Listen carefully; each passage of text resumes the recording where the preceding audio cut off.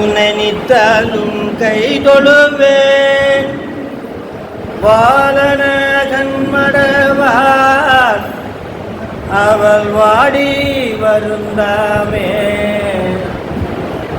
கோழிலியம் பெருமான் குண்டையோ சில நெல்லு பெற்றேன் ஆளிலையம் பெருமான் அவை அட்டி தரப்பணியே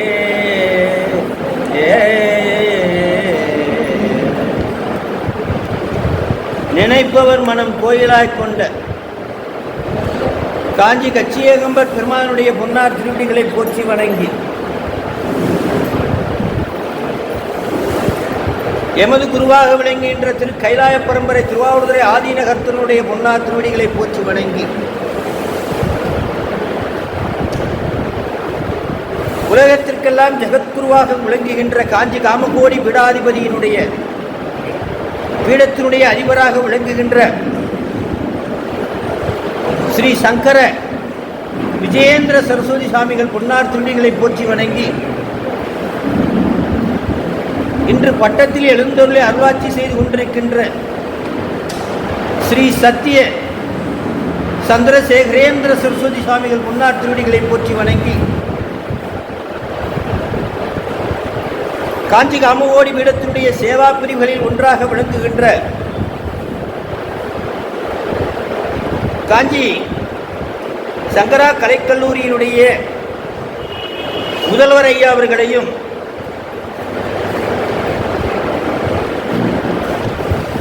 தமிழ்துறை தலைவராக விளங்குகின்ற நம்முடைய சிவத்திரு ராதாகிருஷ்ணன் ஐயா அவர்களையும் பேராசிரியர் மற்றும் திருவாவூர்துறை ஆதீனத்தினுடைய திருமுறை பேராசிரியர் என்கின்ற தெய்வ சிகாமணி ஐயா அவர்களையும் இந்த இணையத்தை வழிநடத்தி கொண்டிருக்கின்ற ஆசிரியர் பெருமக்கள் மாணவ பெருமக்கள் மற்றும் உலகெல்லாம் இங்கு கல்லூரியினுடைய சான்றிதழ் மற்றும் பட்டய இணைப்பிலே இணைந்து சைவ சித்தாந்தத்தில் இணைந்துள்ள உலகெங்கும் உள்ள அடியவர் பெருமக்களுடைய பொன்னார் திருவடிகளை போற்றி வணங்குகின்றோம். நம்ம கடந்த வகுப்பில் திருக்களிற்றுப்படியார் 11 பணுவல்களை சிந்தித்தோம். இன்று 7 முதல் 9 பணுவல்கள் எவ்வளவு இறைவன் நமக்கு காலம் கொடுக்கிறானோ அதை சிந்திக்க இருக்கின்றோம். சைவ சித்தாந்தத்தில் மொத்தம் 14 சாத்திர நூல்கள், 6 ஆசிரியர் பெருமக்கள். அதிலே முதல் நூலாக விளங்குகின்ற திருவுந்தியார் திருவியலூர் உயவந்த தேவநாயனார் அருளிய திருவுந்தியார், அவருக்கு சீடராக விளங்கிய ஆளுடைய நாயனார், அவருக்கு சீடராக விளங்கிய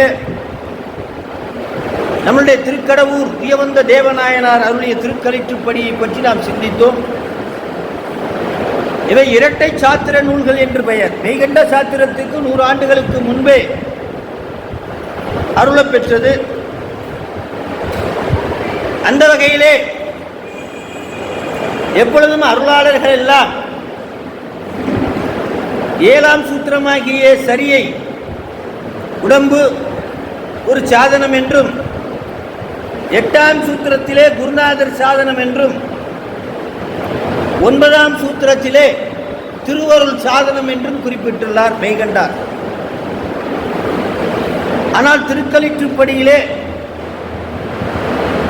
முதலிலே இங்கே அம்மையப்பர் என்று துவங்கி திருவருள் என்ற சாதனத்தை சொல்லி, அடுத்ததாக குருநாதர் என்ற சாதனத்தை சொல்லி, அடுத்ததாக சரியை கிரியை யோகம் என்ற உடம்பை பயன்படுத்தி செய்யக்கூடிய சாதனத்தை மேலிருந்து கீழாக, மெய்கண்டார் கீழிருந்து மேலாக சொல்வார். உடம்பு சாதனம், அதன் மூலமாக சரியை கிரியை யோகம். அதைத் தொடர்ந்து குருநாதர் கிட்டுவார் என்று 8ஆம் சூத்திரத்தை சொல்லி, குருநாதர் நமக்குள் மறைந்திருக்கின்ற திருவருளை சுட்டி காட்டுவார் என்று உச்சபட்ச சாதனமாக திருவருளை சுட்டி காட்டுவார். ஆனால் திருக்களிற்றுப்படியிலே சுவாமிகள் திருவருள், அதாவது அம்மையப்பரை முதலில் குறிப்பிட்டு திருவருள் உச்சபட்ச சாதனத்தை சொல்லி அந்த திருவருள் கிட்டுவதற்கான குருநாதர் என்ற அடுத்த சாதனத்தை சொல்லி அந்த குருநாதரை பெறுவதற்காக சரியை கிரிய யோகம் போன்ற துண்டுகளை செய்த அந்த அற்புத செய்திகளை எல்லாம் சொல்லி நம்ம 11 பணுவல்களை கடந்த வகுப்பிலே சிந்தித்தோம். இப்பொழுது 12வது பணுவல் சீவன்முத்தர்கள் எல்லாம் செய்கின்ற அற்புதம் நாம் செய்கின்ற அற்புதம் அல்ல, சிவபெருமானே செய்த அற்புதம் என்று கொள்ள வேண்டும். 12வது பாடல் வெண்பா. பாலை நெய்தல் பாடியதும் பாம்பொழிய பாடியதும் காலனை அன்று ஏவி கராங்கொண்ட பாலன் மரணம் தவிர்த்ததும் மற்றவர்க்கு நந்தங் கரணம் போல் அல்லாமே நந்தம் கரணம். நாம செய்கின்ற வேலையெல்லாம் பசுகரணம். இறைவன் நம்மை வைத்து செய்தால் அதற்கு பேரு பதிகரணம். பசுகரணம் அல்லாது பதிகரணத்தை இந்த பாடலிலே குறிப்பிடுகின்றார். ஞானசம்பந்த பெருமான் செய்த 2 அற்புதங்களை இங்கே குறிப்பிடுகின்றார். நாவுக்கரசு பெருமான் செய்த ஒரு அற்புதத்தையும் ஞான சம்பந்தர் செய்த ஒரு அற்புதத்தையும் சுந்தரர் செய்த ஒரு அற்புதத்தையும் இங்கே குறிப்பிடுகின்றார். நாம் சொல்வோம் சுந்தரர் பாடினார் முதலை பாலகனை வெளியே விட்டது என்று. இல்லை, இந்த அற்புதத்தை செய்தது இறைவன் என்று இங்கே குறிப்பிடுகிறார். அற்புதங்கள் எல்லாம் நம்மால் செய்ய முடியாது, இறைவனால் மட்டும்தான் செய்ய முடியும். அதே நேரத்தில் பசுவாய் விளங்குகின்ற பசு பயன்படுத்தி பதி இந்த காரியங்களை நிறைவேற்றியது என்பதுதான் பொருள். நம்மை பயன்படுத்தி கருவியாக இறைவன் தான் இந்த அற்புதங்களை செய்தார். பாலை நெய்தல் பாடியதும் பாம்பொழிய பாடியதும். சம்பந்தர்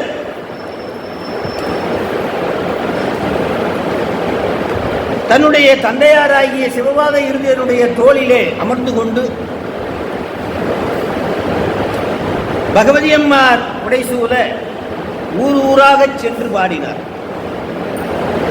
அந்த வகையிலே தாயார் பிறந்த பகவதியார் பிறந்த திருநன்னிப்பள்ளி தந்தையாருடைய தோளிலே அமர்ந்து கொண்டு செல்லும் பொழுது பாலை நிலமாக விளங்கிய நனிப்பள்ளி நெய்தல் நிலமாக மாறியது வரலாறு. காரைகள் கூகை முல்லை கலவாகை ஈகை பட என்று தொடங்குகின்ற இந்த பாடல் நிறைவு செய்யும் பொழுது ஞாலத்தினர் அறிய மண்ணு நனிவல்லியது பாலைதனை நெய்தலாக்கியும் என்ற திரு உலாமாலை பிரபந்தத்தில் நம்பியாண்டார் நம்பி அருளியிருக்கிறார். இந்த அற்புதமாக பாலை நிலமானது நெய்தல் நிலமாக மாறிய செய்தியை இங்கே குறிப்பிட்டு பாம்பொழிய பாடியதும் பாம்பொழிய இருவர்கள் பாடினார்கள். ஒருவர் நாவுக்கரசு பெருமான், இன்னொருவர் சம்பந்த பெருமான். சம்பந்த பெருமான் அங்கே தன் மாமன் மகளை மறுகளில் திருமருகளிலே மாமன் மகளை மணந்து கொள்ள விருப்பமோடு வந்த ஒரு வணிகன் வழியிடை இரவு தங்கும் பொழுது ஒரு அரவு தீண்டி அந்த விடம் ஏறி நிற்கின்ற நிலையிலே அந்த பெண்ணானவள் வீட்டை விட்டு வந்து தொடவும் முடியாமல் அழுகவும் முடியாமல் அந்த கதறிய நிலை கண்டு ஞானசம்பந்தருக்கு செய்தி சென்று இறைவனை நினைக்கின்றார். அவர் அனுமதி கொடுக்கின்றார், பாடுகின்றார். பாடல் இந்தளம் பண்ணிலே அமைந்த பாடல். சடையாயனுமால் சரணியனுமால் இடையாயனுமால் பெரும்பாவிழுமால் மடையார் பூவலை மலரும் மருகள் உடையாய் தகுமோ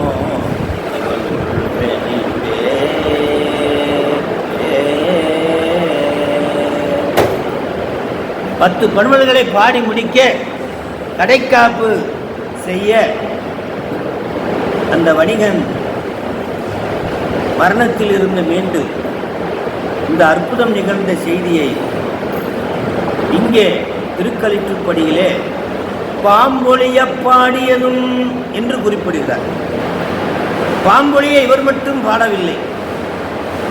நாவுக்கரசு பெருமான் அப்பூதி அடியர்களுடைய இல்லத்திற்கு செல்லும் பொழுது திங்களூரில் அவருடைய தவப்புதல்வனாகிய திங்கவனை அரவுதீண்டி அவர் மடிந்திருக்கக்கூடிய நிலையிலே இவர் அன்னம்பாளுக்கு எடுக்க வேண்டும் என்ற அந்த செய்தியை சொல்லாமல் அந்த குழந்தையை மூடி வைத்து சாமி எடுத்துக்கொள்ள வேண்டும், அன்னம் எடுத்துக்கொள்ள வேண்டும் என்று அழைக்க நாவுக்கரசு பெருமான் மகனை அழைக்க மீண்டும் மீண்டும் அழைக்க எங்கே மேதகு பூதி சாத்த திங்கவனை அழை என்று குறிப்பிடுகிறார். மேதகு திருநீர் இட்டுதான் நான் சாப்பிடுவேன், குழந்தையை கூப்பிடு என்கிறார். திங்கவன் இப்போ உதவான் சாமி என்று கதறி அழுகின்றார். இந்த காட்சியை பார்த்த நாவுக்கரசர் துடித்து எழுகின்றார். நாவுக்கரசு கேளாய் நன்று நீ புரிந்த வண்ணம். யாராவது இப்படி செய்வாங்களா? நாவுக்கரசு கேளாய் நன்று நீ புரிந்த வண்ணம் யாவரித்தன்மை செய்வார் என்று எழுந்து முன் சென்று ஆவிதீர் சபத்தை நோக்கி அன்னலார் அருளும் வண்ணம். ஆவிதீர் சபத்தை நோக்கி அன்னலார் அருளும் வண்ணம் பாவிசை பதிகம்பாடி பணிவிடம் பாட்டு வித்தார். பதிகம் பாடினாராம். பணிவிடம்னா பாம்பு, பாம்பை வரவழைக்க பதிகம் பாடி அந்த பாம்பு விஷத்தை எடுக்க அந்த குழந்தை எழுந்ததாக வரலாறு. அப்பொழுது இந்தளம் பண்ணிலே என்னவோ தெரியவில்லை, ஞானசம்பந்தரும் பாம்பொழிய பாடியது இந்தளம் பண்ணிலே, நாவுக்கரசு பெருமானும் பாம்பொழிய பாடுவது இந்தளம் பண்ணிலே. ஏதோ ஒரு ஆற்றல் இந்தளம் பண்ணிக்கு இருக்க வேண்டும். அதனால்தான் விஷம் ஒழிய இந்தளம் பண்ணிலே பாடியிருக்கிறார். ஒன்று கொல்லாமவர் சிந்தை முயவரை ஒன்று கொல்லாமவர் உயரும் மதி சூடுவர் ஒன்று கொலாம் இடு வெந்தலை கையது ஒன்று கொல்லாமவர் உருவது தானே என்று அற்புதமாக அந்த 10 பணுகளை முடிக்க அந்த அரவு வந்து விஷத்தை முடிக்க அந்த குழந்தை எழுந்தது. இந்த அற்புதங்கள் எல்லாம் நிகழ்த்தியது சாட்சாத் இறைவன் தான். யாரை வைத்து என்றால் கருவிகளாக ஞானசம்பந்தரையும் அப்பர் சுவாமியை வைத்து. பூம்பாவையை எழுப்பியதும் மட்டிட்ட புன்னையம் காணல் மடமயிலை கட்டிட்டம் கொண்டான் கபாலீச்சரம் அமர்ந்தான் பொட்டிட்ட பண்பின் உருத்தர வல்கணத்தார்க்கு அட்டிட்டல் காணாது கொடியோ பூம்பாவாய் என்று பாட அதில் அட்டிட்டல் என்ற ஒரு செய்தியை சொல்கிறார். அன்னம்பாளின் 9 விழாக்களை சொல்கின்றார். தைப்பூசம் காணாதே போதியோ பூம்பாவாய், பங்குனி உத்திரம் காணாதே போதியோ பூம்பாவாய் என்று 9 விழாக்களை சொல்லி ஒரு அன்னம்பாளி அதான் ஒரு அன்னம்பாளிப்பு இணையாக 9 விழாக்களை குறிப்பிடுகின்றார். அதைத்தான் சேக்கிழார் பெருமானும் சொல்லுகின்றார். என்ன சொல்கின்றார்? மண்ணினில் பிறந்தார் பெரும்பயன் மதிசூடு மன்னலார் அடியார் தமை அமுது செய்வித்தல் கண்ணினார் அவர் நல்விழா பொலிவு கண்டு ஆறுதல் உண்மையாம் எனில் உலகர் முன் வருக என உரைப்பார். ஏ பூம்பாவையே,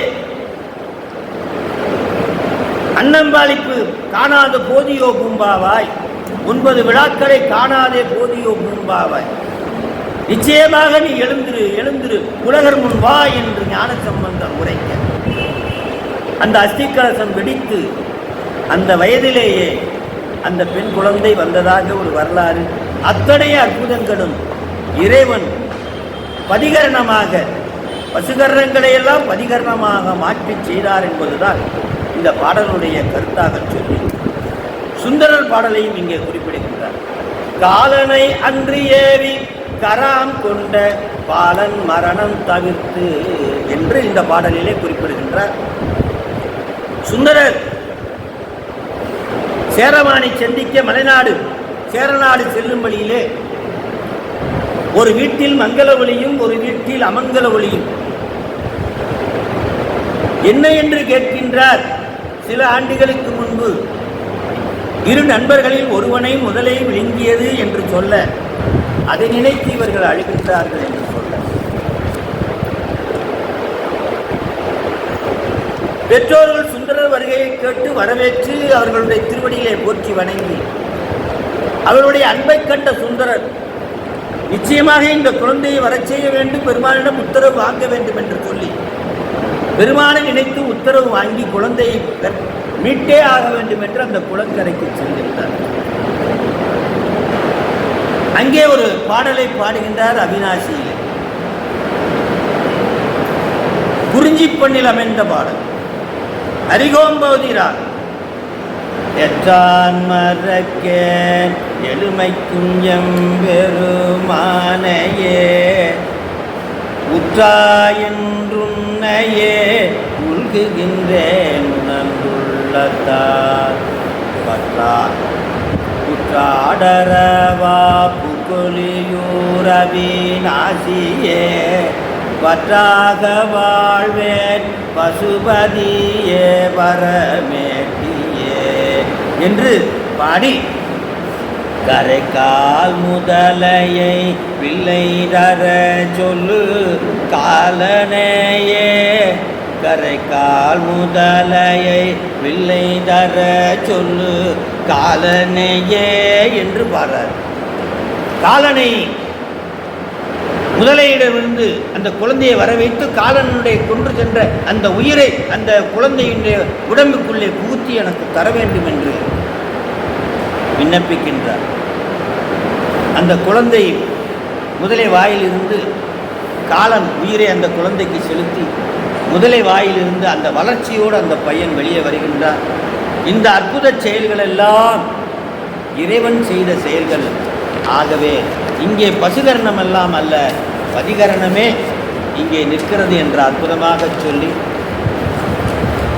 ஆக இந்த பாடலிலே அருளாளர்கள் செய்த அற்புதங்கள் அத்தனையும் இறைவன் செய்த அற்புதங்கள் என்ற கருத்தை நிலைத்து அடுத்த பாட்டு திருக்கலிற்றுப்படியாரில் 13வது பாடல்.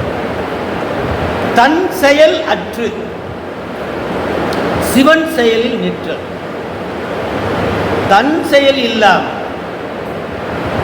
தாம் செய்கின்ற செயல் அனைத்தும் ஏகன் ஆகி இறைபணி நிற்க தூங்கினதை தூய சயனத்தே விட்டதன் பின் தாங்களே சட்ட உறங்குவார்கள். ஆங்கு அதுபோல ஐயன் அருக்கடைக்கண் ஆண்டதன் பின் அப்பொருளாய் பைய விளையும் என்பார். பைய என்பது மதுரை மாநகரிலே சொல்லக்கூடிய, மதுரை மாவட்டம் பக்கமாக சொல்லக்கூடிய வார்த்தை பைய. சம்பந்தரும் பைய என்று குறிப்பிடுவார். இந்த பாடலுடைய குறிப்பு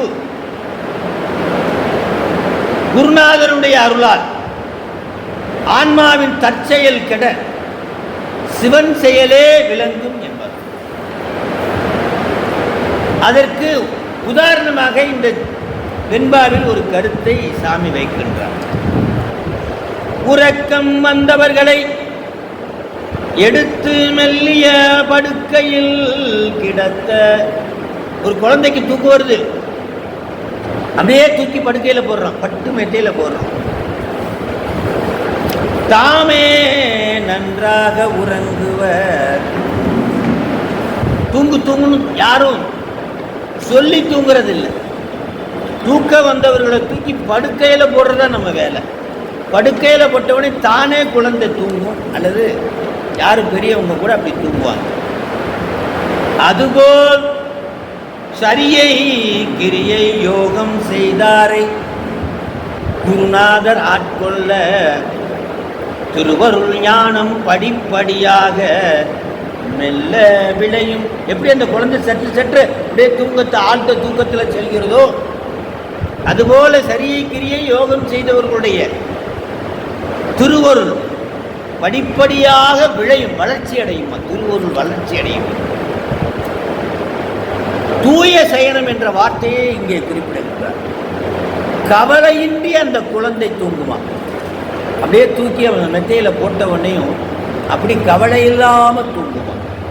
அதுபோல் ஞானாசிரியர், அதாவது குருநாதர் திருவருள் வாய்க்க பெற்றார். அவர் மீது அன்பு வைத்து ஞான தீக்கை வழங்கி, எப்படி குழந்தையை தூக்கி படுக்கையில் போடுவோமா, அதுபோல குருநாதர் அடியவரை ஞான தீக்கை வழங்கி மும்மலம் நீக்கி அவர்களது அயர்வு நீங்க திருவருள் படுக்கையில் கிடாத்துவார். திருவருள் என்ற படுக்கையில் கிடாத்துவார். பரம்பொருளோடு இந்துயில் பெற வைப்பார். பரம்பொருளோடு இணைந்து துயில் வைக்க வைப்பார் என்ற அற்புதமான செய்தியை இங்கே குறிப்பிடுகின்றார் சார். துயிலும் போது சிவன் செயலே அவர்பால் விளங்கி தோன்றும்.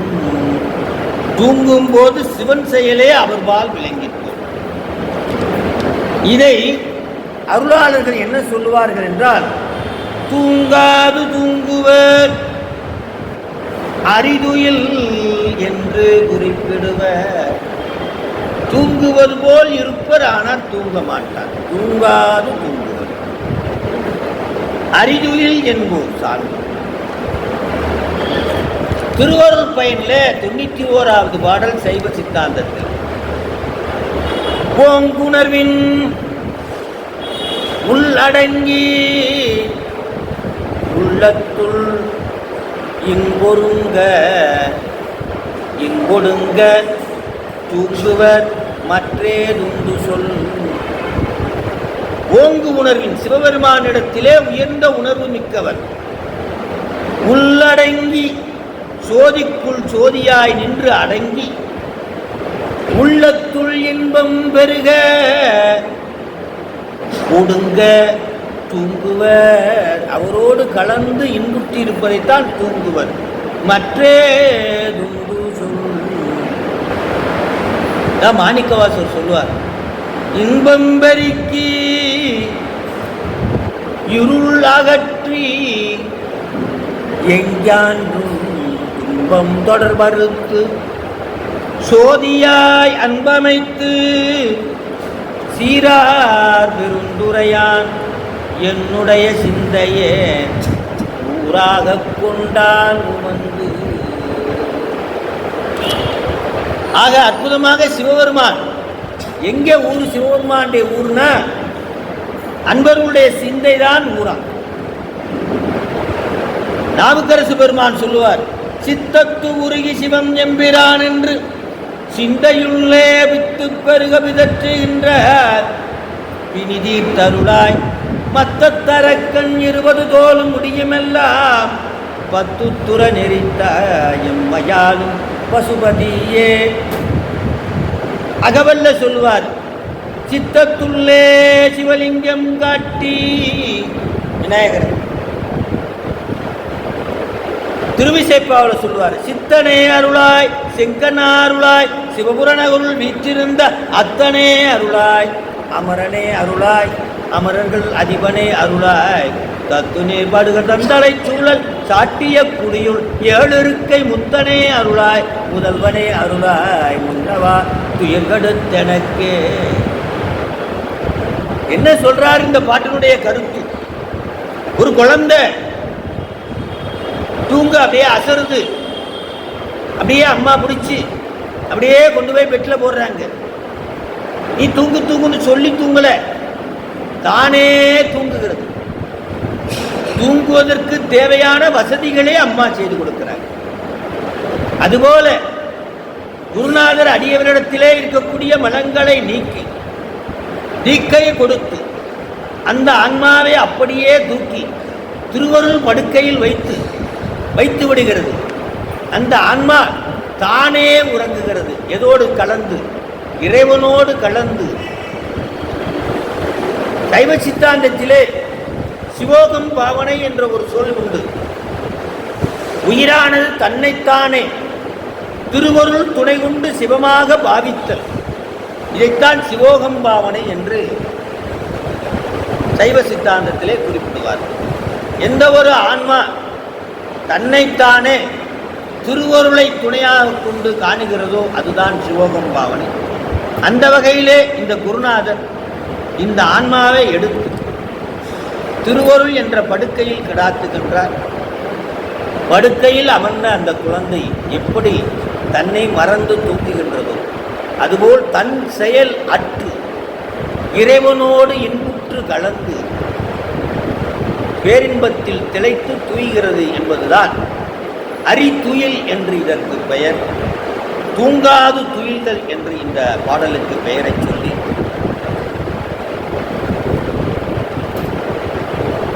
அடுத்ததாக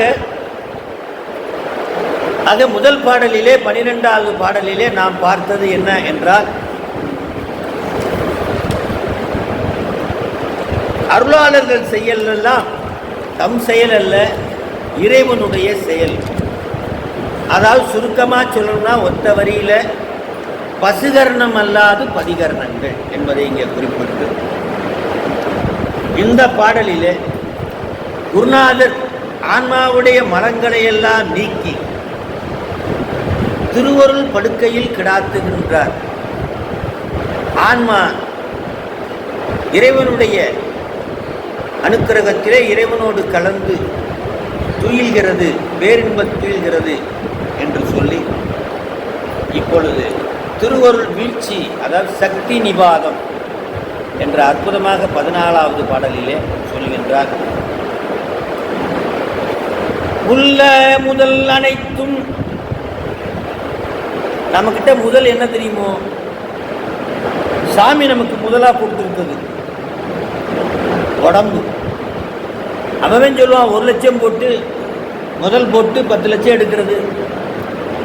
ஆனால் சாமி நமக்கு கொடுத்துருக்க முதல் எதுனா உடம்பை தான் முதலாக கொடுத்துருக்க. உள்ள முதல் அனைத்தும் 36 கருவி ஒன்றாய் ஒருவரின் உள்ளம் குறுக வந்து உன்னுடனாம் தெள்ளி உணர்மவர் தாங்கள் உணராக என்றும் உணரவர நில்லா பொருள். பொருள் என்பது இங்கே சிவபரம்பொருளை சொல்லுகின்றார். இந்த பாடலுடைய பொருள் என்னவென்றால், யான் எனது என்ற செருக்கு உயிரிடத்தில் இருந்து அற்ற நிலையில் சிவம் விளங்கி தோன்றும். யார் எந்த ஒரு ஆன்மாவிற்கு யான் எனது என்ற செருக்கு அற்ற நிலையில் இருக்கிறதோ அதற்கு உயிரோடு விளங்கி மறைந்திருந்த திருவருளானது இன்றைய தினம் விளங்கி தோன்றும். சூரபதுமன் மீது முருகப்பெருமான் ஞான வேளை ஏவுகின்றார். ஞானம் போய் முருகப்பெருமான் மீது பதிகிறது.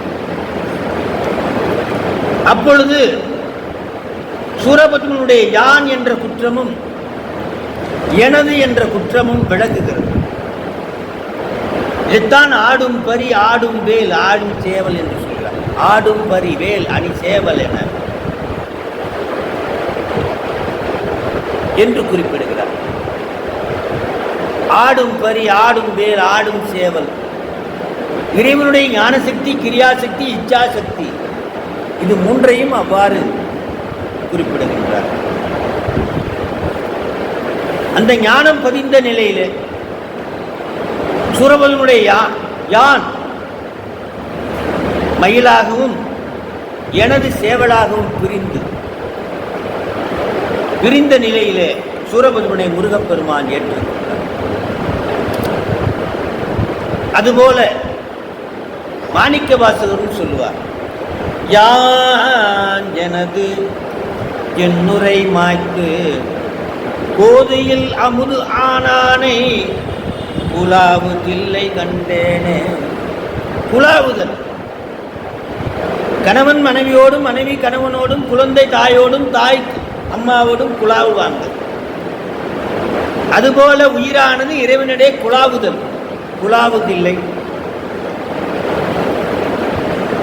அதிலே யான் எனது என்னுரை மாய்த்து கோதியில் அமுது ஆனானை குலாவு தில்லை கண்டேனே என்று அற்புதமாக நான் மாணிக்க வாசகர் பெருமான் சொல்லுவார். ஆகவே இந்த பாடலுடைய குறிப்பு என்னவென்றால், யான் எனது யாருக்கு அகல்கின்றதோ அவரிடம் சிவபெருமான் விளங்கி தோன்றுவார் என்ற செய்தியை சொல்லி, நல் மாணவனே, இந்த இடத்துல உள்ளுதல் என்ற வார்த்தையை சொல்லுகின்றார். உயிருக்கு தேவையான 36 கருவிகளை இங்கே குறிப்பிடுகின்றார். ஒரு ஸ்கூட்டர் செயல்படணும்னா அகக்கருவி ஒரு 60, புறக்கருவி 40, 100 கருவி சேர்ந்தாதான் ஒரு ஸ்கூட்டர் போகும், செயல்படும். அதுபோல உயிருக்கு 16 அகக்கருவி, 15 புறக்கருவி, நிர்வகிக்கிற கருவி இறைவனிடத்திலே 5 கருவி, இதை 36 கருவிகள். அதனால தான் அகக்கருவிகள் 16, அதனால தான் 16 இடத்துல திருநீர் பூச்சிடும். சாமி, நான் செத்தாலும் 16 கருவிகளும் உனக்கு எதிராக செயல்பற்றக்கூடாது, உன்னே நிலைத்திருக்க வேண்டும் என்று 16 இடத்துல திருநீர் பூசும். அதே போல் ஒருவன் இறந்து விட்டால் 16 நாள் சென்று காரியம் செய்வதும் இதனால் தான். 16 அகக்கருவிகள் என்ற ஒரு சின்ன ஒரு ஐதீகம். ஆகவே உள்ள முதல்ல 36 கருவிகள். உள்ள முதல் உயிருக்கு தேவையான உலக கருவிகள். ஆக இறைவன் நமக்கு கொடுத்த முதல் எதுன்னா 36 கருவி. மாபாடியத்தில் சாமி சொல்லுவார், அப்பா நீ தண்ணி மேல உட்கார்ந்து இருக்கேன்னு. எங்கே சாமி? நிலத்து மேல தானே உட்கார்ந்து இருக்கேன்னு மாணவர் சொல்லுவார். இல்லப்பா, நீ தண்ணி மேலதான் உட்கார்ந்து இருக்க, நீ தோண்டுனேன்னா உள்ள தண்ணி இருக்கு. ஆமா சாமி, தண்ணியை தோன்றதுக்கு ஒருவன் எப்படி மண்வெட்டி கடப்பாரே அந்த பாத்திரத்தை போட்டுட்டு போயிடுவான். சாதனங்களை இறைவன் அப்படி கொடுத்துட்டு போயிடுவான். நீ என்ன பண்ணணும்? அந்த மண்வெட்டியும் கடப்பாரையும் பாத்திரத்தையும் வச்சு எந்த இடம் வீக்கா இருக்கோ அந்த இடத்துல தோண்டா தண்ணி வந்துடும். அதுபோல் ஆன்மா எந்த இடத்துல தட்டுனா இறைவனிடத்திலே செல்லும். ஆணவம் வெட்டப்பட்டு வெளியே வரும். தடைப்பொருள் எப்போ வெளியில வரும்? தடை நீங்கிடுச்சுன்னா உள்ள இருக்கிற தண்ணி வெளிப்படும். அதுபோல் இறைவன் கொடுத்த அந்த திருவருள் என்ற சாதனம் 3ஆ பிரிஞ்சிருக்கு. 5 எழுத்து திருநீரு உத்திராயக்கமா பிரிஞ்சிருக்கு. திருவருள் 3 சாதனமா பிரிஞ்சிருக்கு. அந்த சாதனத்தை பயன்படுத்தி நீ அந்த மண்ணை வெட்டுனேன்னா உள்ள இருக்கிற தண்ணி வர்ற மாதிரி சரியை கிரியை யோகம் போன்ற தொண்டு செஞ்சேன்னா உனக்கிட்ட இருக்கிற மறைஞ்சிருக்கிற திருவருள் வெளிப்படும் அப்பா என்பதை யான் எனது என்ற செருக்கு வெளிப்படும். அதுக்காகத்தான் இந்த 36 கருவிகளை உனக்கு இறைவன் கொடுத்திருக்கிறார். உள்ள முதல் என்று குறிப்பிடுகிறார். நிலம் முதல் 36, நிலத்தை முதலாக வைத்து நாதத்தை 36ஆக வைத்து 36 கருவிகள் என்று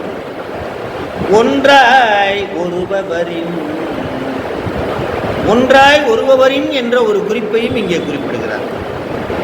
அனைத்தும் ஒருங்கே உன்னை விட்டு நீங்குமாறு திருவருள் ஞானம் பதிய.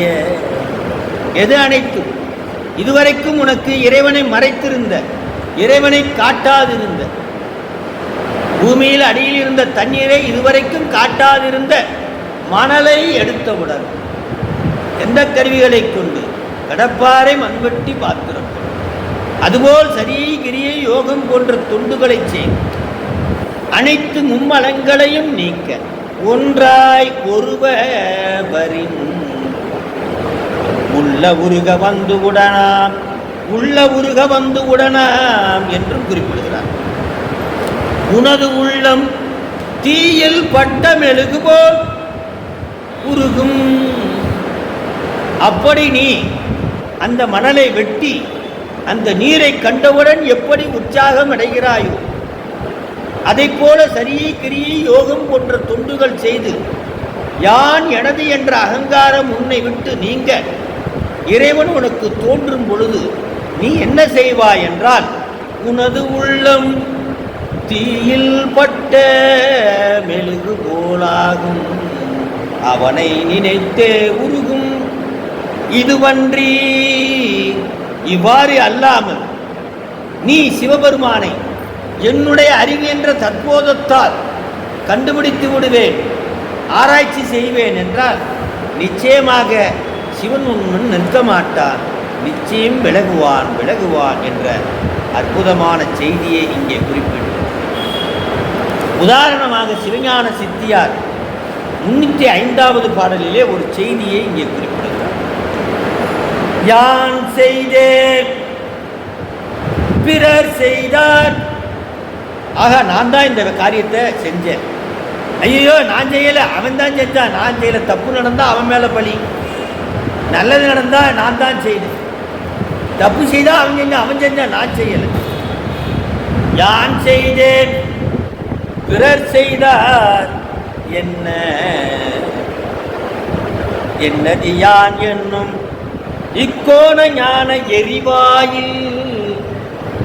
எரிவாயில் வெதும்பி நிமிர்ந்து தான் செவ்வே நின்றிட அத்தத்துவந்தான் நேர தனை அளித்து முன்னிற்கும் வினை ஒளிந்திடும்.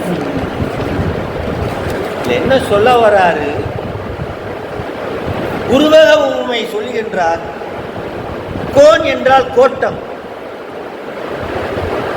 இரும்பு கம்பி இருக்கே, இரும்பு கம்பி அது வளைஞ்சிருக்குமா, வளைஞ்சு கிடக்குமா, அடிபட்டு வளைஞ்சு கிடக்குமா.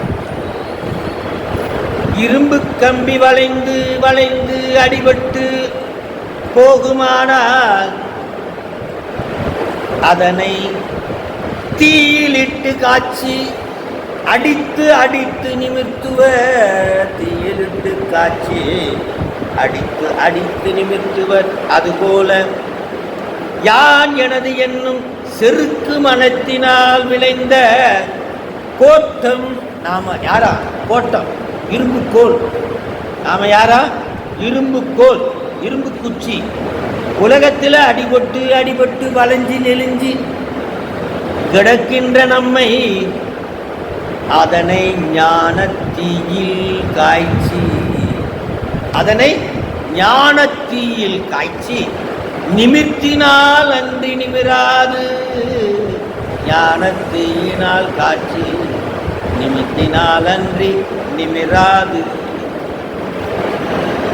அதை தவிர்த்து நான் செய்தேன் பிறருக்கு நன்மை, நான் செய்தேன் பிறருக்கு தீமை, பிறர் எனக்கு நன்மை தீமை செய்தார் எனும் செருக்கினால் விளையும் மனக்கோட்டம் என்ற குச்சி இதை ஞானம் என்னும் நெருப்பினில் காய்ச்சி. ஞானம் என்னும் நெருப்பினில் காய்ச்சி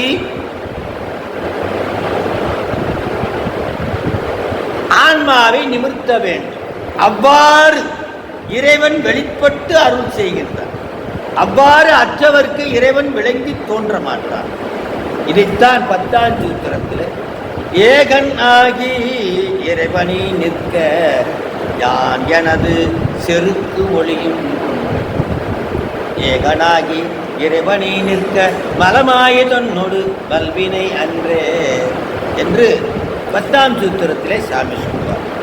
ஆக இந்த பாடலிலே யான் எனது செருக்கு அற்றவர்க்கு சாமி முன்னாடி தோன்றுவார். யான் எனது செருக்கு அல்லாதவருக்கு, செருக்கையோடு இருப்பவருக்கு தோன்ற மாட்டார். அந்த செருக்கு நீங்கணும்னா சரியை கிரியை யோகம் செய்யும். தடைப்பொருளாக இருக்கின்ற ஆணவத்தை வெட்டி எடுக்க வேண்டும். அப்பொழுதுதான் உள்ளே இருக்கின்ற நீர் வெளிப்படும் என்ற அற்புதத்தை சொல்லி யான் எனது என்று செருக்கு இருப்பவர்களுக்கு இறைவன் முன் நிற்க மாட்டான் என்ற செய்தியை சொல்லி அடுத்ததாக 15வது பாடல் சரியை கிரியை யோகம் உடம்பால் செய்யக்கூடியதுண்டு, வாயால் செய்யக்கூடியதுண்டு, மனத்தால் செய்யக்கூடியதுண்டு. இதனால் ஏற்படக்கூடிய பலன் மனம் மொழி மெய்களால் செய்யக்கூடிய தொண்டினுடைய பயன் யாது? முக்கரணங்களின் பயன் யாது? இதுதான் இந்த பாட்டில் சொல்றாங்க.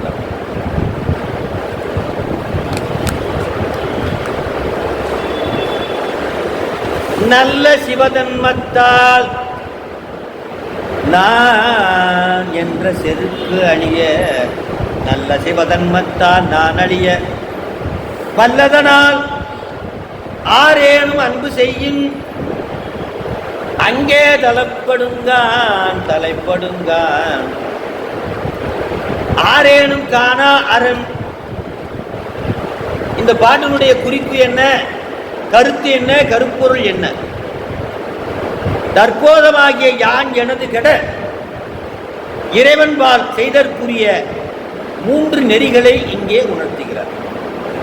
சரியை கிரியை யோகம். சரியைனா உடம்பால் செய்யக்கூடியது, யோகம்னா மனதால் செய்யக்கூடியது. இது ரெண்டுக்கு இடையில இதுல பாதி அதுல பாதி எடுத்துக்கொண்டதா. அது கிரியை.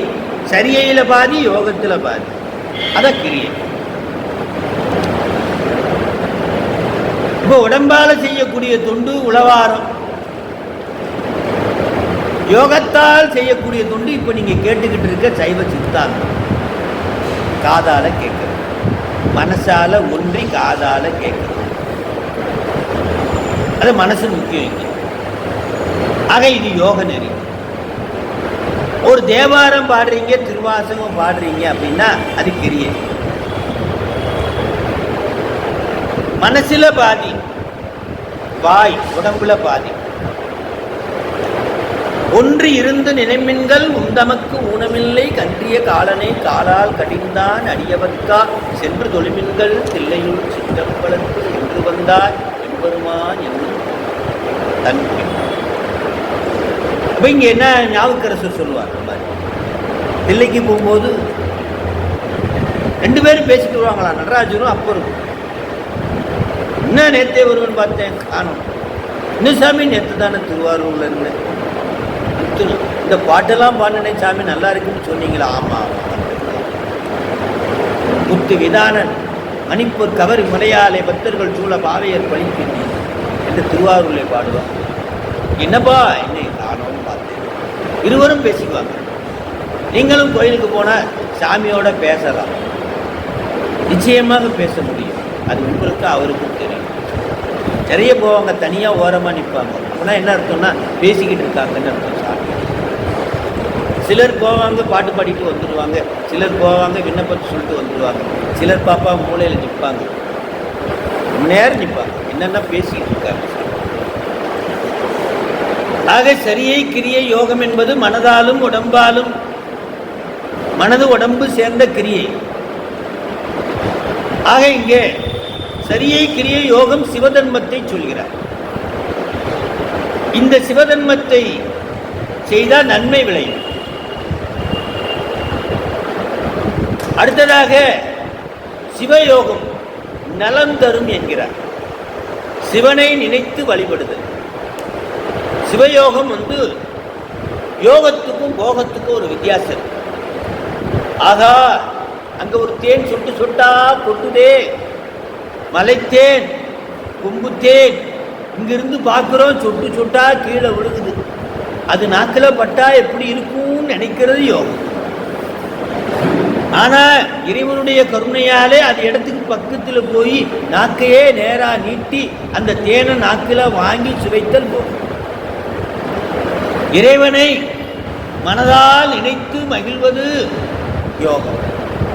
இறைவனை அனுபவிப்பது போகம். தான் யோகத்துக்கும் போகத்துக்கும் உள்ள வித்தியாசம். சிவயோகத்தால் நலம் தரும். சிவனை நினைத்து உருகுதல். அடுத்ததா சிவஞானத்தால் நன்மை பெருகும். அது என்ன அப்படின்னா கேட்டல், சிந்தித்தல், தெளிதல், நிட்டை கூடுதல் என்ற ஒரு பெரும் நன்மை பெறும். கேட்கணுமா?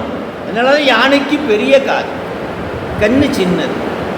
சாமி நம்ம முன்னாடி கண்ணு வேணுமா, காது வேணுமா, புத்தி வேணுமா, வாய் வேணுமா, உடம்பு வேணுமா சொல்லு, உடனே தர்றேன். எது முதல்லன்னு கேட்டா உடனே கண்ணுன்னு. ஆனா ஒரு ஞானம் பெற்றவன் நிச்சயமாக சொல்வான், காதை முதல்ல கொடுத்தார். கண்ணால நான் 10 மணி நேரம் படிக்கிறத காதால 10 நிமிஷத்துல கேட்டுக்கிறேன். செல்வத்துள் செல்வம், செவிச்செல்வம், அச்செல்வம், செல்வத்துள் எல்லாம் 5 செல்வம் சாமி கொடுத்துருக்காரா, கண்ணு, காது, மூக்கு, வாய், மெய். அந்த செல்வத்தில் சிறந்த செல்வம் எதுனா காது. அதுதான் அற்புதமா சொல்றாரு. ஏன்னா காதால கேட்கணுமா, அதுதான் படிநிலை. அந்த கேட்டதை இன்னைக்கு போய் நைட்டு சிந்திக்கணுமா, கேட்டல் சிந்தித்தல். அப்புறம் ஒரு முடிவுக்கு வரணுமா, இதுதாண்டா வழி, இதாண்டா இந்த குருநாதர் தான் நமக்கு குருநாதர் அப்படின்னு முடிவு பண்ணணுமா. தெளிதல். அதுக்கப்புறம் எண்ணி துணிய கர்மம் துணிந்தபின் எண்ணுவோம் என்பது எழுது. அடுத்தது நிட்டை கூடுது. கேட்டல், தெளிதல், கேட்டல், சிந்தித்தல், தெளிதல், நிட்டை. இந்த 4ம் சிவஞானத்திலே நன்மை பெருக்கக்கூடிய ஒரு பெரிய விடயம். அதனால தான் நீங்கள் சிவஞானத்தில் இருக்கிறதுனால தான் இப்போ கேட்டுக்கிட்டு இருக்கீங்க. கேட்பீங்க, சிந்திப்பீங்க, தெளிவீங்க, நிட்டை. நிட்டையிலா உடல் நீட்டி எனையாண்ட நிகரில்லா வண்ணங்களும் சிட்டன் சிவனடியாரை சீராட்டும் திறங்களுமே சிந்தித்து அட்ட மூர்த்திக்கு என் அகம் நெக ஊரும் அமிர்தினுக்கு ஆழநிழல் பட்டனுக்கு என்னை தன்பால் பட்டுத்தானுக்கு வல்லாண்டு. நிட்டை கூடுவதற்கு, இறைவனோடு நான் கலப்பதற்கு தடையாக இருப்பது இந்த உடம்பு மட்டும்தான்டா. நிட்டையிலா உடல் நீத்து என்று குறிப்பிடுகிறார் திருப்பல்லாண்டில் எந்தனார். அப்ப எனக்கு நிட்டை இறைவனோடு கலப்பதற்கு எது தடையாக இருக்கிறதா? உடம்பு. ஆக ஐயா சொல்லிட்டாரு, உடம்பு தடையா இருக்கு, இன்னைக்கே நான் போய் செத்து போயிடுறேன், உடம்பு போயிடும் நினைச்சு போயிடாதீங்க. ஏன்னா போனாலும் உள்ள இருக்கிற 16 உடம்பு உங்களை விட்டு போகாது.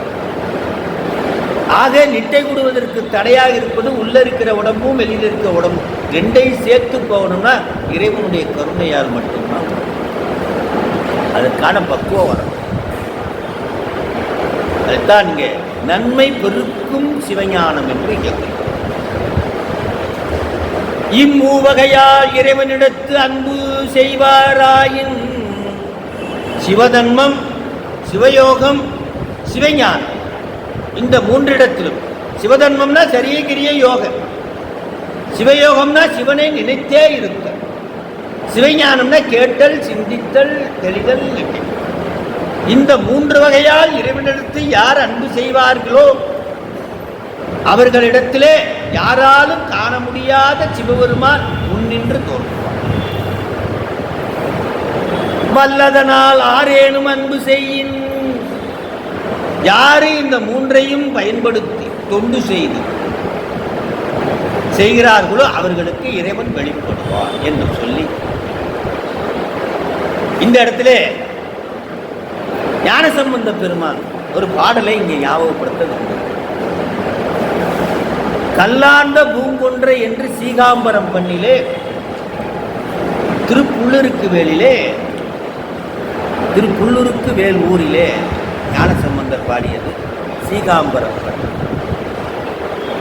திறம் கொண்ட அடியார் மேல் தீவினை நோய் வாராமே, அறம் கொண்டு சிவதன்மோ உரைத்தவிரான் அமருமிடம், மரம் கொண்டங்கு ராவணன் வழி கருதி வந்தானை, புறம் கொண்ட சடாயு என்பார் உள்ளிருக்கு வேலூரே.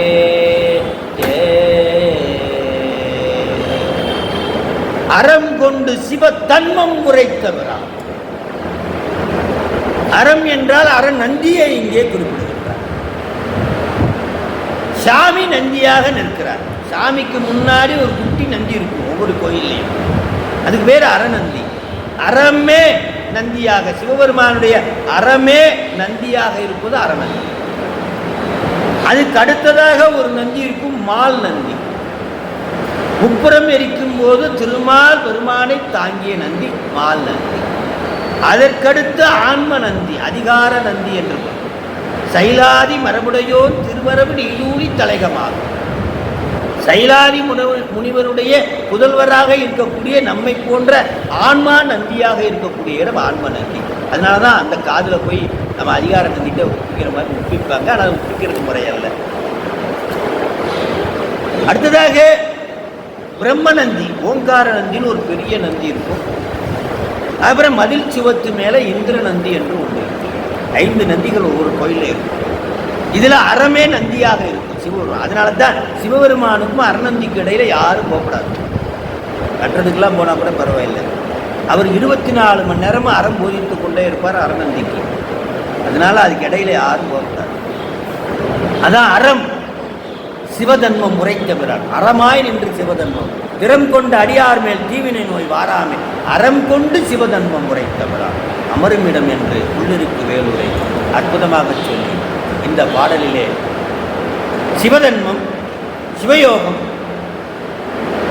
சிவஞானம் இந்த 3 மூலமாக யார் தொண்டு செய்கிறார்களோ அவர்களுக்கு சிவன் விளங்கி தோன்றுவான் என்ற செய்தியை அற்புதமாக சொல்லி அடுத்த பாடலாக, அடுத்த வெண்பாவாக 16வது வெண்பா இந்த சிவதன்மத்தை 3ஆக பிரிக்கிறார்.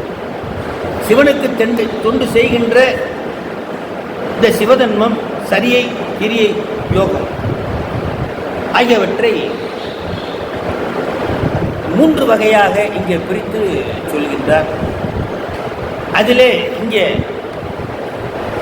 பிரதானமாக 2 வகை சிவதன்மம், 2 வகையாக மெல்வினை, வல்வினை என்று பிரிக்கிறார். மெல்வினை, வல்வினை என்று இங்கே பிரிக்கிறார். மெல்வினை அப்படின்னா நம்மளால முடிஞ்ச தொண்டை செய்கிறது மெல்வினை.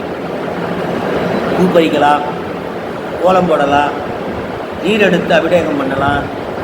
இதெல்லாம் ஒரு மெல்வினை. நம்மளால முடிந்த தொண்டை செய்து இறைவனுக்கு அன்பாலே செய்வது மெல்வினை. நம்மை போன்று உலகத்தாருக்கு ஏற்ற ஒரு தொண்டு.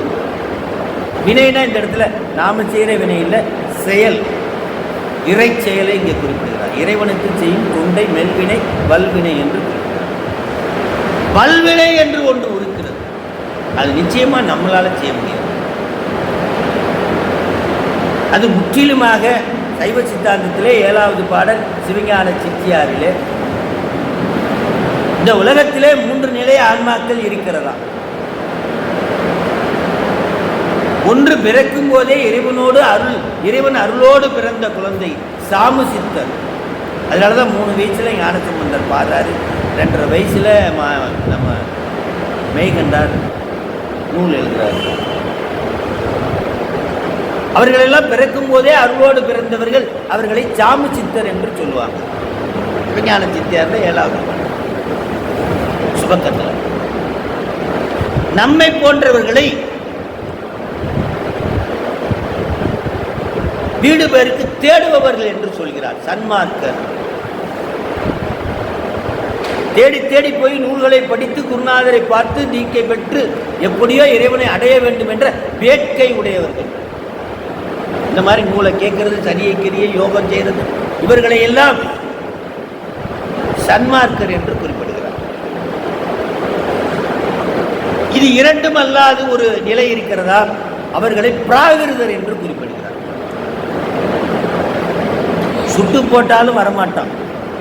10,000 ரூபா தரேன், இந்த வகுப்பில் உட்காரு, கொஞ்ச நேரம் உட்காருன்னா சரி 10,000 ரூபா வர்றேன்னுவா. கொஞ்ச நேரம் கட்டி நீ விட்டுருங்க, நான் ஓடி போயிடுறேன், நீ மெண்டல் கிண்டல் ஆக்கி விட்டுறாதீங்கன்னு ஓடிடும். அவனால் கேட்க முடியாது, அவனுக்கு புரியா அருள் இல்லை. அதனால அவங்களெல்லாம் பிராகிருதர் என்று சொல்லுவாங்க.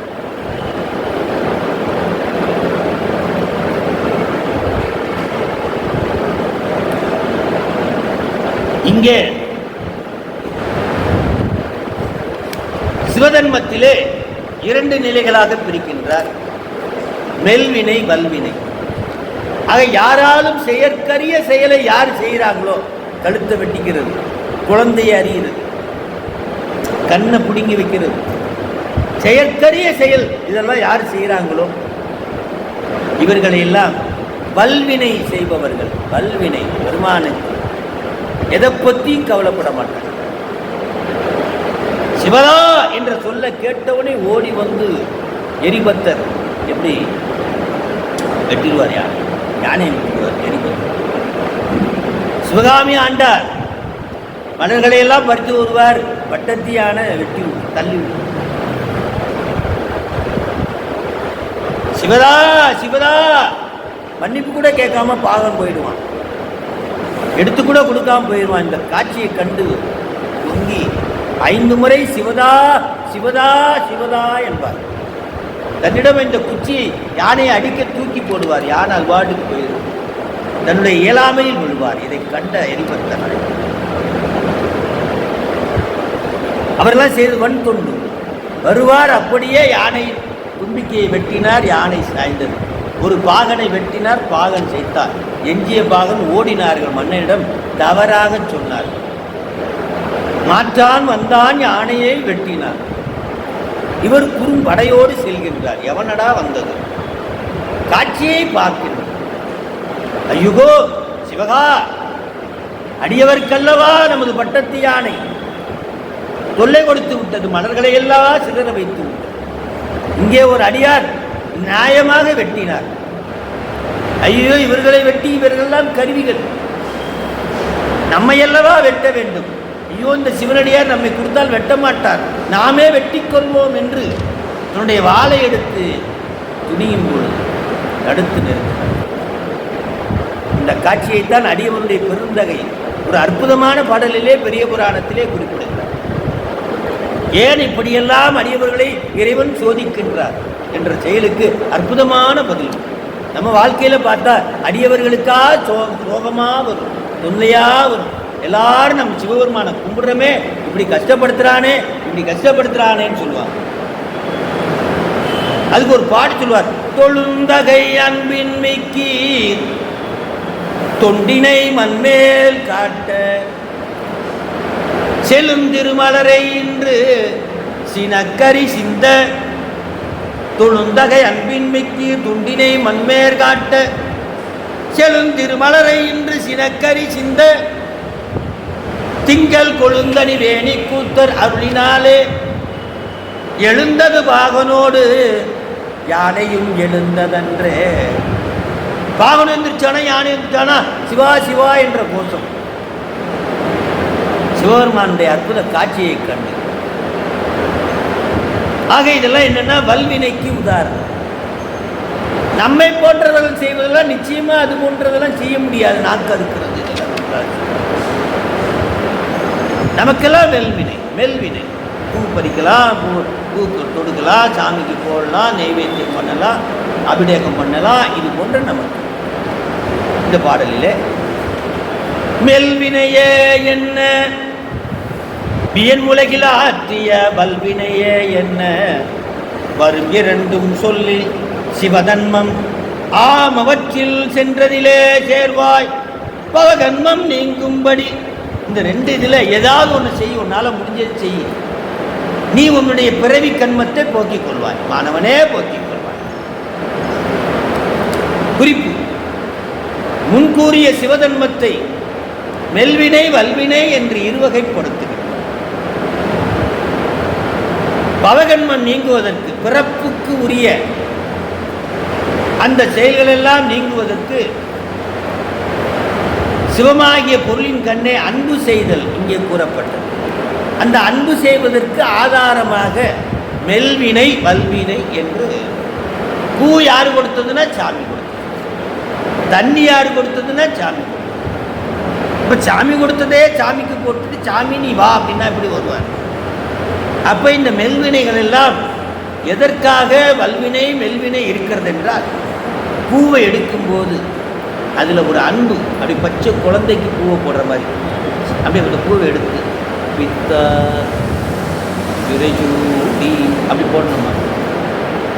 போற்றி என்பாள் மூதல் ஆகிய பொருளே உலர்ந்தது பூதலருக்கு இன்னை துணை மலர் கொண்டு, இப்படி அன்பை அதிலே செலுத்த வேண்டும். அளவுபடாததொரு அன்போடு ஐயார் அடைகின்ற போது இளமனன் ஆகு தழுவி ஏறு வருவன கண்டேன் என்று அப்பர் சாமி. போன 10 அடியார்களும் ஒன்னொன்னு எடுத்துட்டு போனாங்களே, போதோடு நீர் சுமன் தேத்தி புகுவார் அவர் பின் புகுவே. 9 அடியார்கள் என்னென்னமோ எடுத்துட்டு போனாங்க. 10ஆவதா வந்த நான் ஒண்ணுமே எடுத்துட்டு வரலையே சாமி. ஆனால் அளவுபடாததொரு அன்போடு அன்பு எடுத்து வந்திருக்கேன், அதை ஏற்றுக்கொள் என்று சொல்வார். ஏற்றுக்கொண்டு இளமன நாகு தழுவி ஏறு வருவன கண்டே அந்த காட்சியை கொடுப்பாராம் அப்பர் சாமி. ஆக இங்கே வல்வினை மெல்வினை என்பது முக்கியமல்ல, அங்கே அன்பை பரிமாற வேண்டும். உயிருக்கு சொந்தம் அன்பு, இறைவனுக்கு சொந்தம் அருள். அன்பை அங்கே கொடுத்து அருளை இங்கே பெற வேண்டும். அதான் முக்கியம். தந்தது உன் தன்னை, கொண்டது என் தன்னை. சங்கரா ஆர்வலோ சதுரர். சதுரர்னா பிசினஸ் மேன். யாரப்பா இப்படி தகரத்தை வாங்கிக்கிட்டு தங்கத்தை கொடுப்பார்? நீ இல்லப்பா என்னுடைய சின்ன அன்பை வாங்கிக்கிட்டு உன்னுடைய பெருள அருளை கொடுக்கிறாய், பெரிய அருளை என்று சொல்லி சிவதன்மத்தை 2ஆக பிரிக்கிறோம், மெல்வினை வல்வினை என்று. மெல்வினை உலகத்தாரால் நம்மை போன்றவர்களால் செய்யப்படுகின்ற சிவ ஆகம கூறு, மலர் பூ மஞ்ச சுத்தி இது போன்று செய்தல். செயற்கரிய செயல், உலகில் ஒருவராலும் செய்ய முடியாத செயல்களை செய்பவர் வந்தொண்டர் என்று சொல்லி, இவ்விரண்டில் மாணவனே உனக்கு எது பொருந்துமோ அதை செய் என்று சொல்லி 17ஆவது பாடலில் மெல்வினையின் தன்மை, அந்த மெல்வினையின் தன்மை எப்படி இருக்கும் என்று சொல்றார். ஆதியை அச்சித்தற்கு அங்கமும் அங்கங்கே தீதில் திரும்பலவும் செய்வனவும் வேதியனே வேதியனே நெல்வினையாம் என்றே நமக்கு எளிதானவற்றை மெல்வினையே என்றது நாம் வேறு. இந்த பாடலிலே என்ன குறிப்பிடுகிறார் என்றால், சிவதன்மம் இரண்டனும் மெல்வினை நம்மை போன்றவருக்கு உரியது, வல்வினை நம்மால் செயற்கரிய செய்தது என்பதை இங்கே குறிப்பிடுகிறார். ஆதியாகிய இறைவனை அர்ச்சித்தற்கு அங்கமான பூவும் நீரும் முதலானவற்றை இங்கே குறிப்பிடுகிறார். இறைவனை அர்ச்சித்தற்கு அங்கம் என்னன்னா பூ நீர். ஆனா பூ நீர் முக்கியம் இல்லை, பூவோடு நீரோடு அன்பு இருக்க வேண்டும். ஏனென்றால் பூவும் நீரும் சாமி கொடுத்தது. சாமி கொடுத்த பொருளை வைத்துக்கொண்டு நம்முடைய ஒரு பொருளாகிய அன்பை அதிலே கலந்து அர்ச்சிக்க வேண்டும். ஈசன் அடி போற்றி, எந்தை அடி போற்றி, தேசன் அடி போற்றி, இப்படி போச்சு. இன்னைக்கு நமக்கு இந்த பூஜனையெல்லாம் எப்படி செய்வது என்று காஞ்சிபுரத்திலே அம்பாள் ஏலவார் குழலி இன்று வரை பூஜையை நிறைவு செய்யாமல் தொடர் பூஜையாக இறைவனை செய்து கொண்டிருக்கிறார். பூஜை நிறைவுறாது நடந்து கொண்டே இருக்கின்ற ஒரே ஊர் எதுன்னா காஞ்சிபுரத்தில் ஏலவார் குழலி பூஜையை தொடர்ந்து செஞ்சிருக்கிறார். அந்த வரலாறு உங்களுக்கு தீதில் திறம் என்று இங்கே குறிப்பிடுகிறார். தீமையை நீக்கும் கூறுபாடு செய்தற்கரிய செயற்கரிய கிரிகள் அரிய செயல் செய்ய ஆற்றல் இல்லா நம் போன்றோர்க்கு மெல்வினையே சிறந்தது. நாம போய் வல்வினை செய்யறேன்னு யானை தும்பிக்கையை வெட்டுறதும் நாக்கை வெட்டுறதெல்லாம் செஞ்சா பிடிச்சி சிறையில போட்டுருவோம். ஆக நம்மால முடிஞ்சதென்று இந்த உலகத்தாருக்கு என்னவோ அதை செய்யும். வேதம் பயின்ற மாணவனே வேதியனே நம்மளைத்தான் சொல்றாரு, சாமி கூப்பிடுறாரு. சித்து அசித்தோடு கலந்து இருப்பவனே என்றும் கூறுவர். வேதம்னா கெமிக்கல் ரியாக்ஷன். சித்தோடையும் நம்மளோட இருக்கிறோம், இறைவனோட இருக்கிறோம், சடத்தோட இருக்கிறோம். என்னப்பா இது? பொய்யோட இருக்கிறோம், மெய்யோட இருக்கிறோம். இது என்ன புது கெமிக்கல் ரியாக்ஷனா இருக்கு? இதை கூட வேதியன் என்று பொருள் கூறுவர். ஆகவே வேதியனே என்று மாணவனை அழைக்கின்றார். பஞ்சசுத்தியாகிய கொலை, களவு, கல், காமம், பொய் ஐந்தும் நீங்கி மனம், வாக்கு, காயம் ஆக நினைப்பன, சொல்வன, செய்வன இந்த மூன்றையும் தள்ளி சுத்தியில் நிற்கின்ற நம்மை போன்றவர்கள். கொலை, களவு, கல், காமம், பொய் ஆகியவற்றிலிருந்து நீங்கி சுத்தமாக நிற்கின்ற நம்மை குறிப்பிடுகிறார். வேத ஆகமம் வலுவாமல் இருக்க ஆச்சாரியானால் மாணவரை வேதியனே என்று அழைக்கின்றார். நம்மை வேதியனே என்று அழைப்பதற்கு நாம் பெரிய கொடுப்பினை செய்திருக்கிறோம் என்று இந்த பாடலிலே சொல்லி 18வது பாடல் இதோடு அல்லது 19வது பாடலோடு நாம் நிறைவு செய்யும் என்று கூறி,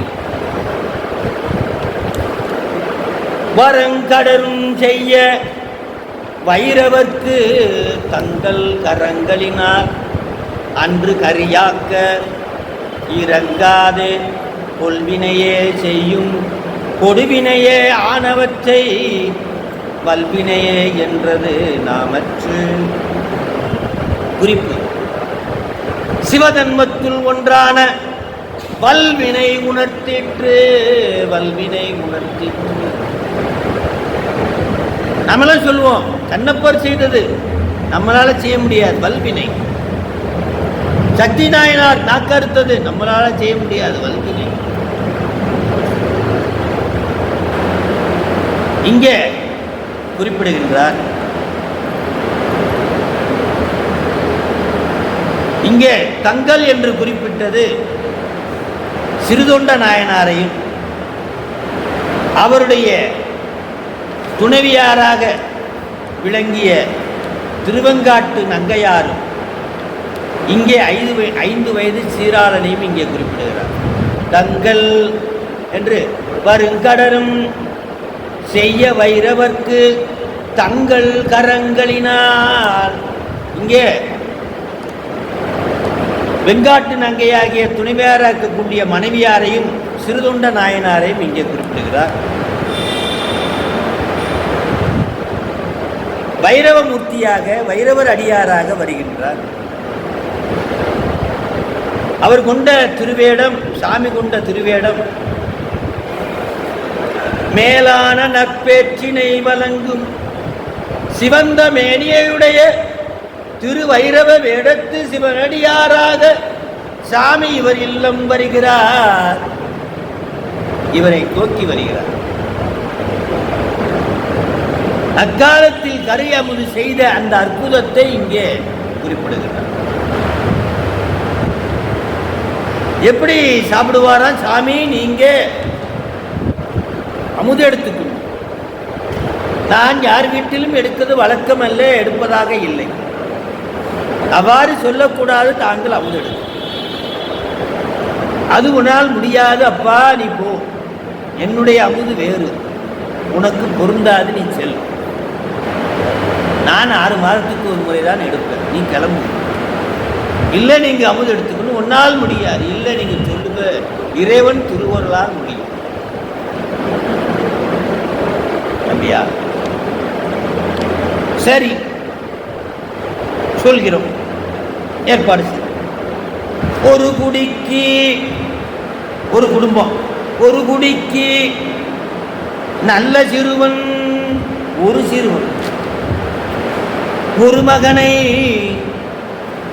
தாதை அறிய அப்பா அறிய தாய் பிடிக்க.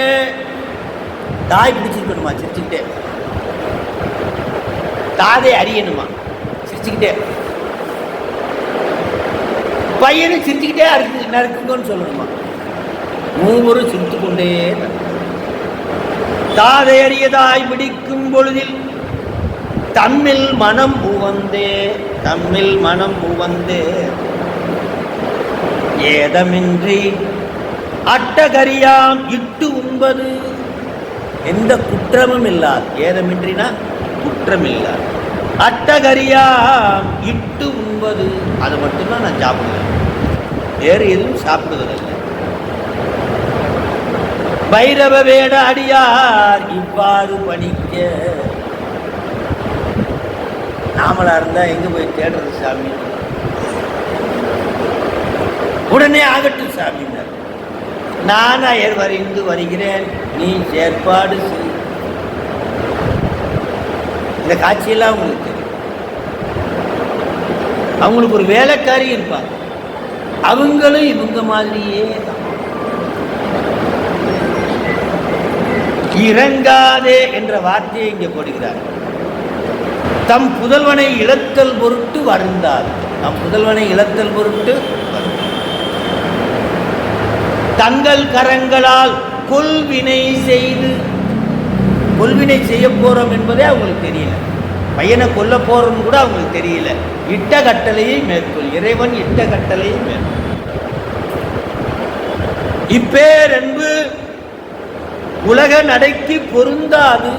உலக நடைக்கு நினைப்பினும் நெஞ்சு சுடும். நினைப்பினும் சிசுவை, நம் குழந்தை இல்லை, எந்த குழந்தையும் அறிகிறதுக்கு நம்புறாரு. நெஞ்சு சுடும். அப்பேற்பட்ட பேர் இப்படியாக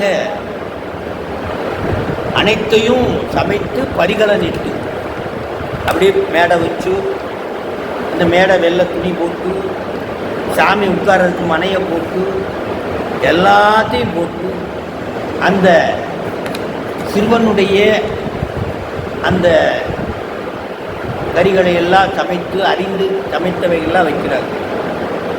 இப்போ நடந்ததெல்லாம் மூலக்கரிய காணுமேன்னு. உடனே வேலைக்காரி சொல்ல, நீங்கள் கேட்டாலும் கேட்பீங்கன்னா அதையும் சமைச்சு வச்சிருக்கேன்னு சொல்லி கொண்டு வந்து அந்த காட்சியெல்லாம் பார்த்தா அப்படியே நம்மளால முடியும் முடிக்க முடியாது.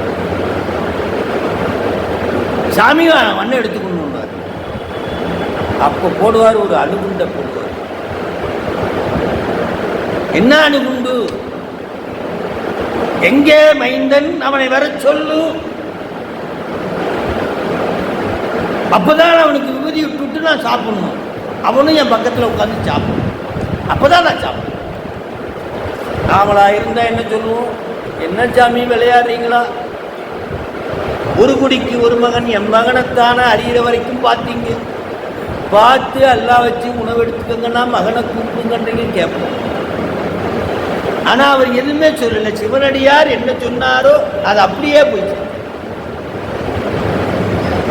மகனை அழைத்து வா போனாரா, வாசலுக்கு போனாரா. நம்மளா இருந்தா ஐயோ சாமிக்கு என்னாச்சு தெரியலன்னு ஒன்னாராம் ஓடி போய் பையம் நிகழும் சிறு தொண்டர் மைந்தா வருவாய் மைந்தா வருவாய் என அழைத்தார். துணைவியாரும் பின்னாடியே போறாங்க. தையலாரும் அவர் பணி நிற்பாராய் தாம் அழைத்தார். சிராளா சிராளா என்று அழைத்தார். பள்ளிக்கூடம் விட்டவுடனே துள்ளி வர்ற காலமாடு மாதிரி அந்த பைய தூக்கிட்டு ஓடி வர்ற மாதிரி ஓடி வந்தானா. அம்மா அப்பா அப்படின்னு ஓடி வந்து நின்றானா. வா வா சாமி வந்திருக்காரு, அன்னம்பாளிப்பு எடுக்கணுமா, நீ பக்கத்தில் உட்கார்ந்து உனக்கு விபூதி இட்டாதான் சாப்பிடுவாரா, நீ ஓடியா. நாமெல்லாம் உயிர் கொட்டு வந்திருக்காரு, அவர்கிட்ட திருநீர் வாங்கிக்க ஓடியா ஓடியான்னு கூப்பிட்டு வர்றாரு. அவருக்கு நம்ம பையனை அறிஞ்சதும் தெரியல, பையன் வந்ததும் தெரியல. வையம் நிகழும் சிறு தொண்டர் மைந்தா வருவாய் என அழைத்தார். தையலாரும் அவர் பணி தலை நிற்பாராய் தாம் அழைத்தார். செய்ய மணியே சீராளா நாம் உய்யும் வகையால் சிவனாரடியார் நாம் உய்யும் வகையால் உடன் முன்ன அழைக்கின்றார் என்று கோலமிட உடன் முன்ன அழைக்கின்றார் என்று கோலமிட ஓடி வந்து அமர்ந்ததா அந்த குழந்தை. ஆக இப்படிப்பட்ட அரிய தொண்டினையெல்லாம் நம்மால செய்ய முடியாது, செயற்கரிய தொண்டு என்று இங்கே சொல்கிறார். கொள்வினையே செய்யும் கொடுவினையே அவை அவற்றை வல்வினையே என்றது நாமற்று.